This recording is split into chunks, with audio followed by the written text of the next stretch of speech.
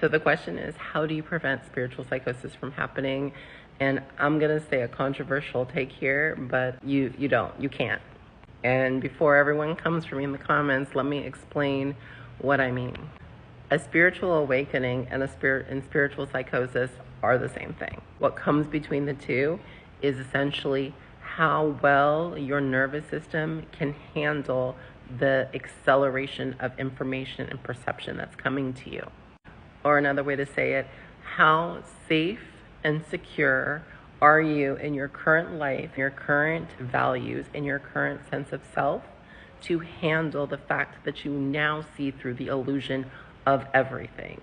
You can now see the illusions of the systems. You can receive extra information. You have all of these abilities that are opening up for you. How safe and secure are you in your current environment to do that? Someone who is relatively well-adjusted, has a strong sense of self and identity, maybe a good supportive group of friends or family, a partner, is not struggling or in survival mode, not struggling with daily life in general, they're probably going to experience more of the awakening side.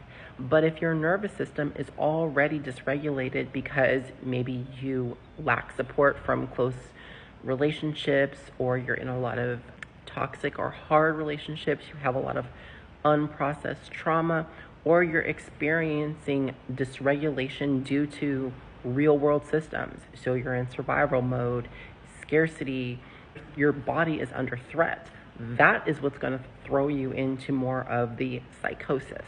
So how does the individual recognize when they're in psychosis? I think you have to somehow be able to step back and realize, okay, I am struggling with a lot of overwhelming emotions. I'm having too much information to the point where I cannot function in my day-to-day life, meaning that you find it very hard to eat, sleep, go to work, do things that are necessary for your real world physical survival.